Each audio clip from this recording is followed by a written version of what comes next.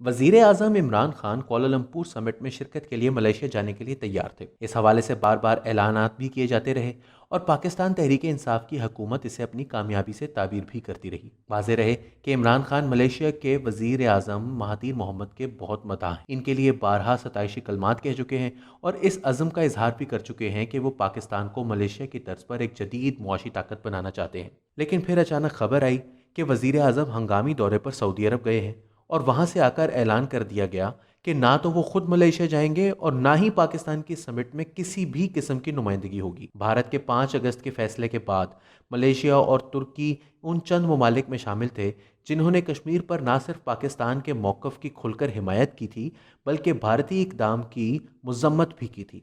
दूसरी जानिब खलीजी ममालिक ने ना सिर्फ पाकिस्तान के मौक़िफ़ की हिमायत में कोई बयान तक जारी नहीं किया, उल्टा नरेंद्र मोदी को बुलाकर आला तमगे और एजाज़ात से नवाजा जाता रहा। अब जबकि इस इक़दाम से पाकिस्तान ने मलेशिया को भी नाराज़ कर दिया है तो इससे पाकिस्तान की सफारती तन्हाई के मज़ीद बढ़ने का इम्कान है। अफसोस से कहना पड़ता है कि पाकिस्तान ने कभी भी आज़ाद खारजा पॉलिसी बनाने की कोशिश नहीं की। ये सच है कि पाकिस्तान और सऊदी अरब के दरमियान ताल्लुकात मिसाली हैं और पाकिस्तान के साबिक आर्मी चीफ जनरल राहील शरीफ भी दहशतगर्दी के खिलाफ सऊदी इत्तहादी फौज के सरबराह हैं। बहरहाल पाकिस्तान के लिए दीगर मुस्लिम ममालिक से अपने ताल्लुकात में एक तवाज़ुन बरकरार रखना ज़रूरी है, मगर यह हकीकत भी फरामोश नहीं की जा सकती कि पाकिस्तान की डगमगाती मईशत एक आज़ाद खारजा पॉलिसी की राह में सबसे बड़ी रुकावट है और अंग्रेज़ी कहावत के मुताबिक इंतखाब का मौका भिखारियों को मैसर नहीं होता। सऊदी अरब ने पाकिस्तान को मुश्किल वक्त में हमेशा मुआशी सहारा दिया है। पाकिस्तान के ज़र मुबादला में कमी की सूरत में हमेशा की तरह गुज़िश्ता बरस भी सऊदी अरब ने दिल खोल कर इमदाद दी थी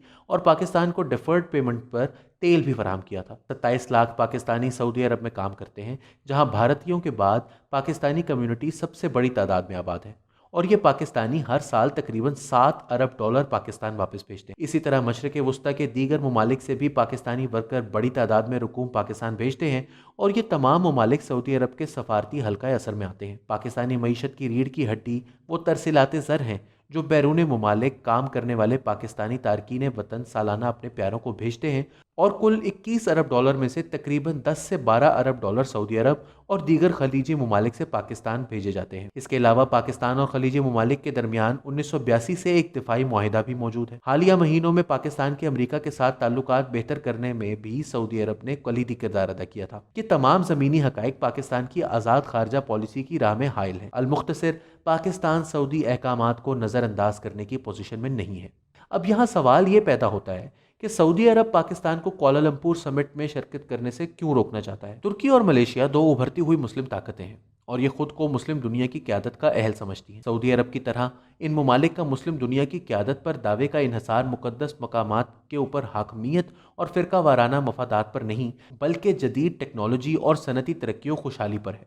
ये ममालिक अपनी सकाफत तो दोस्त ममालिक में मकबूल बनाना चाहते हैं, लेकिन सऊदी अरब की तरह इनकी तरफ से आने वाले सकाफती असरात फ़िरका वाराना तासुबात को हवा नहीं देते। कोलालमपुर समिट में 52 इस्लामी ममालिक से ताल्लुक़ रखने वाले सियासी रहनुमा और इंटेलेक्चुअल्स शिरकत करने वाले हैं और इस समिट का मकसद ये है कि ये सब बेहतरीन दिमाग मिलकर उम्मत मुस्लिमा को दरपेश मसाइल के हल पेश करने की कोशिश करें। सऊदी अरब समझता है कि इस समिट की सूरत में ऑर्गेनाइजेशन ऑफ इस्लामिक कोऑपरेशन यानी OIC का एक मुतबादिल खड़ा किया जा रहा है और चूंकि OIC पर सऊदी इजारादारी है, एक नया फोरम मुस्लिम उम्मा की क़यादत पर सऊदी दावे को चैलेंज कर सकता है। इन हक़ाइक़ को मद्देनज़र रखते हुए एक बात मज़ीद वाज़ेह हो जाती है कि मुस्लिम उम्मा महज एक मिथ है जिसका ज़मीनी हक़ाइक़ से कोई ताल्लुक़ नहीं। असल हकीकत मुल्कों के अपने अपने मफादात हैं और किसी उम्मा के लिए कोई मुल्क अपने मफादात को त्यागने के लिए तैयार नहीं। पाकिस्तान को भी इस सोच से बाहर निकलना होगा। तुर्की और मलेशिया के साथ मिलकर इस्लामोफोबिया का मुकाबला करने के लिए एक TV चैनल और ऐसे दीगर कई ख्वाब जो हमने देख रखे हैं वो हमेशा इन ज़मीनी हक़ाइक़ और ग्रोही व इलाकाई मफादात के ताबे ही रहेंगे।